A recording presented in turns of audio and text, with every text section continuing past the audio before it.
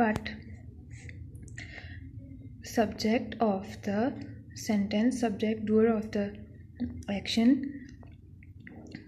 does not do anything to an object. एक object के साथ कोई काम नहीं कर रहा.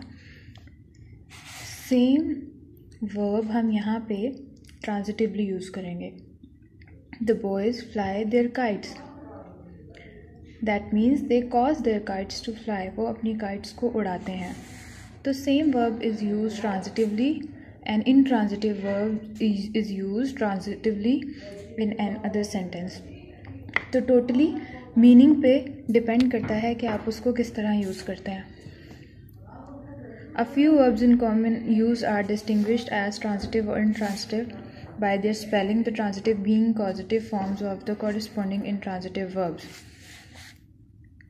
For example, many trees fall in the monsoon. Woodmen fell trees. Similarly, सिर्फ स्पेलिंग्स पे डिपेंड करता है. सिर्फ स्पेलिंग्स थोड़े से चेंज होते हैं कुछ वर्ब्स के, जैसे कि स्पेलिंग्स चेंज मतलब कि अब fall first form of the verb है और ये इंट्रांजिटिवली यूज़ हुई है. यहाँ पे कोई भी ऑब्जेक्ट नहीं है इस सेंटेंस में. यहाँ पे ट्रीज ऑब्जेक्ट है और फेल वर्ब है and fail is the second form of fall. थोड़े से स्पेलिंग्स में डिफरेंस होता है, यानी कि फॉर्म्स चेंज होती हैं. तो फॉर्म्स चेंज होके कुछ वर्ब्स रहते हैं ऐसे हैं जिनके स्पेलिंग्स और फॉर्म्स चेंज होके वो इंट्रांजिटिव से ट्रांजिटिव बन जाते हैं. लाई स्टिल. लाई का मतलब होता है लेटना. ले द बास्केट देयर. यहाँ पे लाई, ले is the second form of the verb. यहाँ पे लाई इंट्रांजिटिव वर्ब है लेकिन उसके स्पेलिंग्स चेंज, यानी उसके सेम वर्ब की सेकंड फॉर्म को यहाँ पे ट्रांजिटिवली यूज़ किया गया है. Rise early with the lark. Rise यहाँ पे वर्ब है. Raise your hands. अब यहाँ पे थोड़े से स्पेलिंग चेंज करके थोड़े से स्पेलिंग्स, यहाँ पे राइज है, यहाँ पे रेज है, थोड़े से स्पेलिंग चेंज होके हम सेम वर्ब की तरह एक इंट्रांजिटिव वर्ब बन सकता है. Sit there. Set the lamp on the table. So only one alphabet का डिफरेंस है, सिट देयर एंड सेट.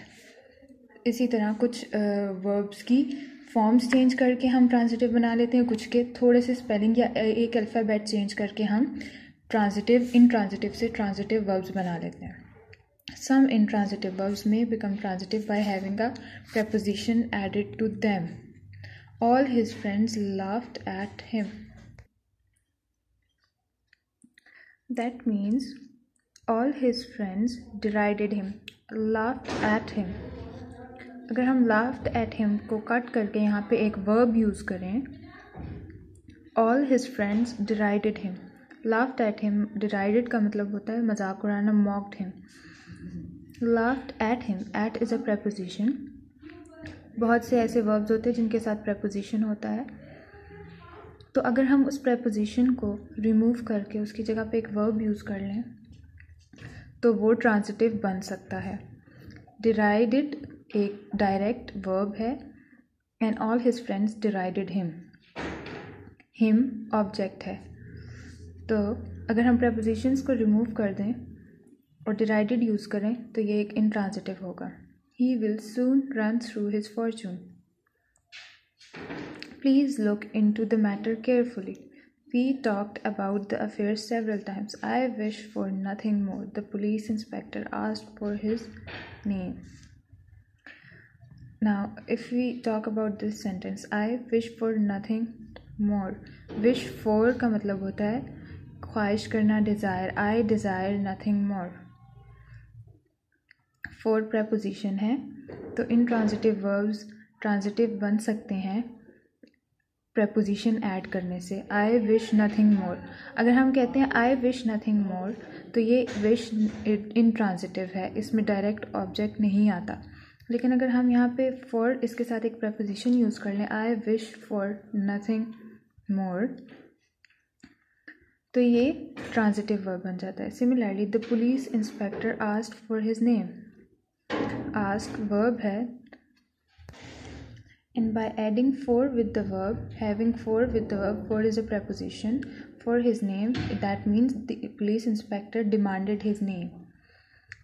तो अगर हम सिर्फ कहते the police inspector asked his name, तो इसका मतलब वो जनरली नेम पूछ रहा था, वो कोई डिमांड नहीं कर रहा था उससे उसके नाम पूछने की, वो ऑर्डर नहीं कर रहा था, तो ही डिमांडेड हिज नेम।